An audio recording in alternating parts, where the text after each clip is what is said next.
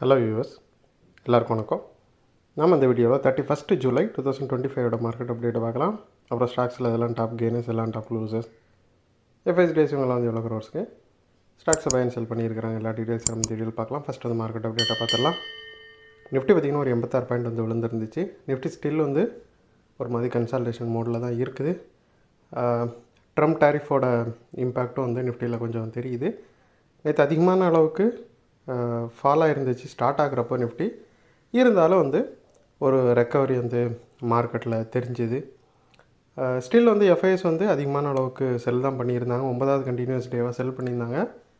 5588 கோடிக்கு வந்து செல் பண்ணியிருந்தாங்க. டிஎஸ் பார்த்திங்கன்னா 10வது கண்டினியூஸ் டேவாக வழக்கம் போல் பை பண்ணியிருந்தாங்க. 6372 கோடிக்கு வந்து அவங்க பை பண்ணியிருக்கிறாங்க. ஒரு 800 கோடிக்கிட்ட டிஃப்ரென்ஸ் இருந்தாலும் மார்க்கெட் வந்து ப்ராடராக வந்து நெகட்டிவாக தான் இருந்துச்சு. காரணம் வந்து ட்ரம்ப்போட அந்த டேரிஃப் தான். இந்தியா மேலே ஒரு 25% வந்து டேரிஃப் விதிச்சிருக்காரு.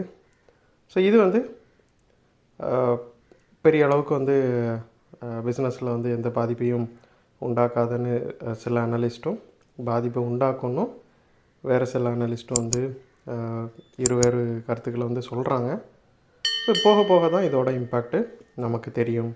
அது மட்டும் இல்லாமல் நெகோஷியேஷன்ஸும் வந்து போயிட்டுருக்கிறதா ஒரு நியூஸும் இருக்குது. ஸோ இந்த டேரிஃப் வந்து இன்னும் இந்தியாவுக்கு குறைக்கப்படலாம் அப்படின்னும் சில பேர் வந்து சொல்லிகிட்ருக்குறாங்க.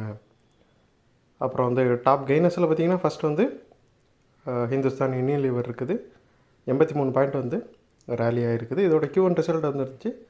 அது ரொம்பவே இம்ப்ரெசிவான ஒரு ரிசல்ட்டாக இருந்ததுனால ஹிந்துஸ்தான் யூனிலீவர் வந்து இந்த அளவுக்கு ரேலியை கொடுத்துருக்குது. அப்புறம் டாப் கெய்னர்ஸில் செகண்ட் பார்த்திங்கன்னா ஜியோ ஃபினான்ஷியல் இருக்குது. ஒரு 8 பாயிண்ட் வந்து ரேலி ஆகிருக்குது. போர்டு வந்து ஒரு நாளைக்கு முன்னாடி ஃபண்ட் ரைஸ் பண்ணுறதை பற்றி ஒரு டிஸ்கஷனை மேற்கொண்டாங்க. ஸோ ஃபஸ்ட் பல வீடியோலேயே நான் சொல்லியிருப்பேன். ஏற்கனவே அதை பேஸ் பண்ணி இந்த ரேலி ஆகிருந்துச்சு. இப்போ பார்த்திங்கன்னா ஜியோ ஃபினான்ஷியலில் அவங்க அந்த போர்டு வந்து அப்ரூவ் பண்ணியிருக்கிறாங்க. 15825 கோடிக்கு வந்து ஃபண்ட் ரைஸ் பண்ணுறதுக்கு போர்டு அப்ரூவ் பண்ணதுனால இந்த ஸ்டாக் வந்து ஒரு ரேலியை கொடுத்துருக்குது. அப்புறம் டாப் லூசர்ஸில் பார்த்திங்கன்னா ஃபஸ்ட் வந்து அதானி என்டர்பிரைஸ் இருக்குது. 102 பாயிண்ட் வந்து விழுந்திருக்குது. இதோட Q1 ரிசல்ட் வந்து இருந்துச்சு. அது அந்த அளவுக்கு ஒரு நல்ல ரிசல்ட்டாக இல்லாததுனால அதானி என்டர்பிரைஸ் வந்து வீழ்ச்சி அடைஞ்சிருக்குது. அப்புறம் டாட்டா ஸ்டீல் பார்த்திங்கன்னா ஒரு 3 பாயிண்ட் வந்து விழுந்திருக்குது. டாட்டா ஸ்டீல் விழுந்ததுக்கும் காரணம் வந்து இதோட Q1 ரிசல்ட்டு தான். ஸோ அதுவும் ஒரு பெட்டர் ரிசல்ட்டாக இல்லை. ஸோ அதனால் அதோட இம்பேக்டில் வந்து டாட்டா ஸ்டீல் விழுந்திருக்குது. ஸோ இந்த வீடியோவில் நான் உங்களுக்கு கொடுத்த இன்ஃபர்மேஷன்ஸ் எல்லாம் கண்டிப்பாக ஹெல்ப்ஃபுல்லாக இருந்திருக்கும் நான் நம்புறேன். இது உங்களோட ஃபியூச்சர் ட்ரேடிங் செஷனுக்கு கண்டிப்பாக ஹெல்ப் பண்ணும். இந்த வீடியோ உங்களுக்கு பிடிச்சிருந்துச்சின்னா லைக் பண்ணுங்கள், ஷேர் பண்ணுங்கள், மறக்காமல் சேனலுக்கு சப்ஸ்கிரைப் பண்ணுங்கள். அப்படியே இந்த பெல் ஐக்கானை கிளிக் பண்ணிங்கன்னா டெய்லி அப்டேட்ஸ் தவறாமல் கிடைக்கும். தேங்க்ஸ் ஃபார் வாட்சிங். Keep supporting. நான் இன்னொரு வீடியோ உங்களை சந்திக்கிறேன். தேங்க்யூ.